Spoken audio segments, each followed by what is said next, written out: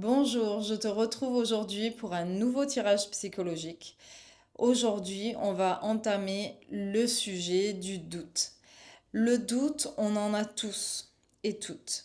On a besoin aussi de douter pour être sûr que les choix qu'on fait sont vraiment les nôtres et ce que ça implique surtout dans nos vies.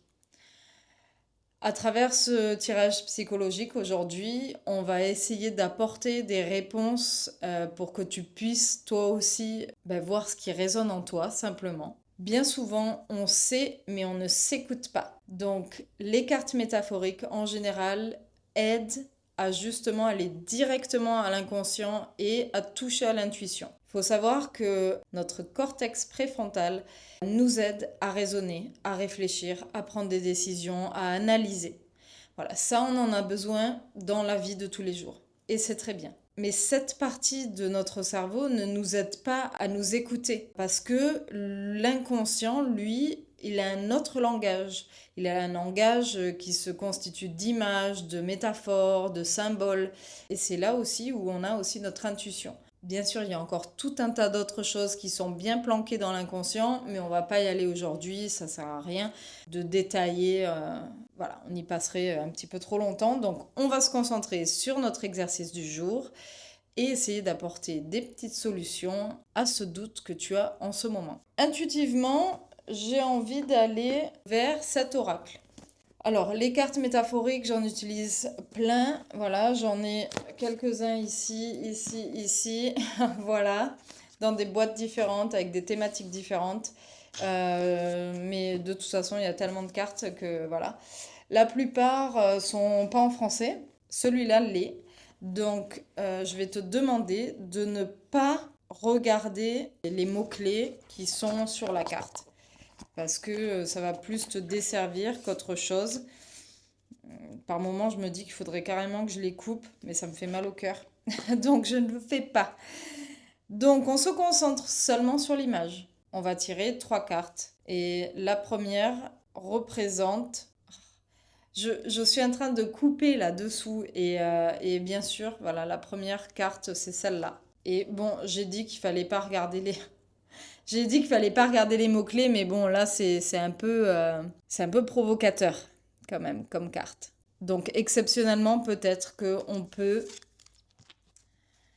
Ben voilà, Sophie, ce sera la première fois que je vais faire ça, mais on dirait que la situation s'y prête. Donc voilà, je vous mets la carte juste ici. Cette carte, elle représente un paysage fleuri, bien entretenu, avec un petit panneau avec 2 directions différentes et des chemins différents, on dirait aussi.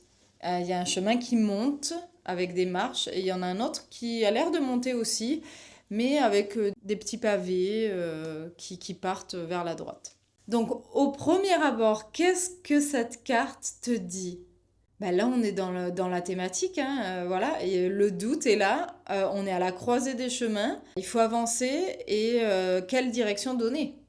Là, vraiment, on est vraiment dans le thème. Qu'est-ce que toi te saute aux yeux directement quand tu vois cette carte?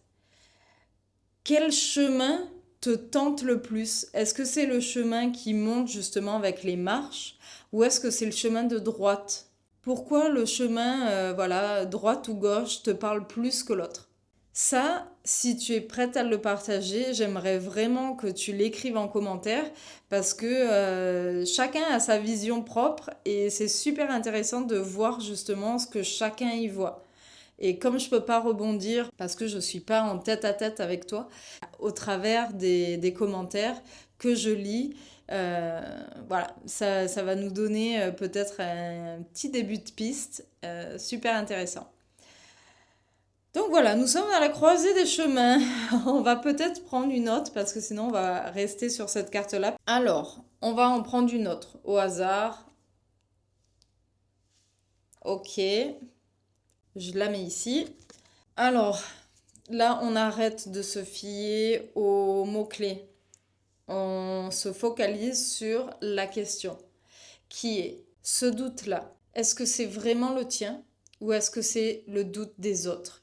Et cette carte, on y voit le reflet de cette femme qui se regarde dans le miroir. Et c'est un peu ça aujourd'hui qu'on fait. On se regarde un peu dans le miroir et on se dit, mais qu'est-ce qu'on voit exactement? Est-ce que c'est bien nous qu'on voit ou est-ce que c'est le reflet des autres en fait, des schémas, des croyances qu'ils ont, qui nous mettent ça sur le dos sans qu'on ne demande rien à personne? Est-ce que ce doute-là vient vraiment de toi? Voilà, je te laisse réfléchir. Et une autre question qu'on pourrait rajouter, c'est quelle part de toi aurait vraiment besoin d'être rassurée en ce moment même? Et sur quoi? Sur quoi tu as besoin d'être rassuré? Voilà, je te laisse réfléchir. N'hésite pas, encore une fois, je le dis toujours, à mettre pause sur cette vidéo pour que tu puisses réfléchir, peut-être accompagné d'un journal où tu vas pouvoir écrire ce que tu ressens directement, les mots-clés qui te viennent directement, et puis tout simplement les réflexions que tu as et peut-être les réponses aux questions que je te pose. Et on va prendre donc une dernière carte. Bon, moi je bats pas les cartes hein, vraiment parce que c'est ridicule déjà quand je bats les cartes. Bon, on va essayer, voilà. Voilà. J'en ferai pas mon métier.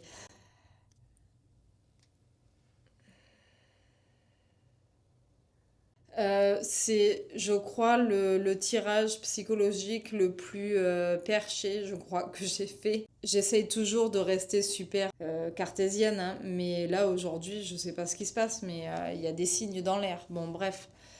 Encore une fois, on ne prête pas attention aux mots-clés, mais quand ça saute aux yeux, c'est quand même super étrange. Donc là, troisième carte intitulé Le plan avec une personne qui écrit dans un journal.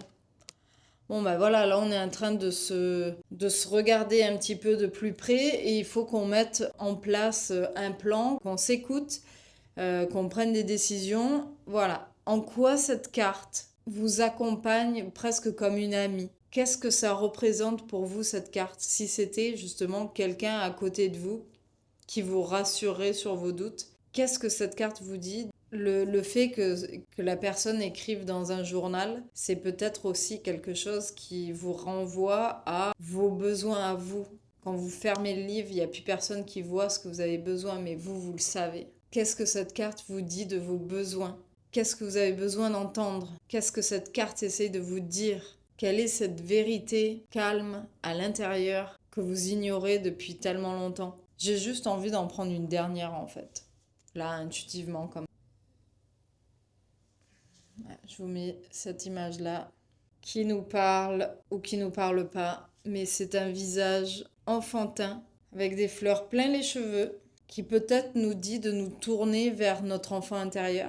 Qu'est-ce que ça nous dit? En quoi ça nous parle ou ça nous parle pas? Voilà, cet enfant invite à la réflexion de peut-être quelque chose de plus profond, de plus créatif peut-être. Peut-être que les chemins que tu as en tête, peut-être que c'est pas ça la direction, peut-être que ça c'est la direction d'un adulte raisonné qui réfléchit rationnellement, mais l'enfant en toi, est-ce qu'elle réfléchit aussi rationnellement? Ou est-ce qu'il y a cette part un petit peu de folie qui a envie de s'exprimer et qui n'arrive pas à s'exprimer? Bon, on va s'arrêter là pour aujourd'hui.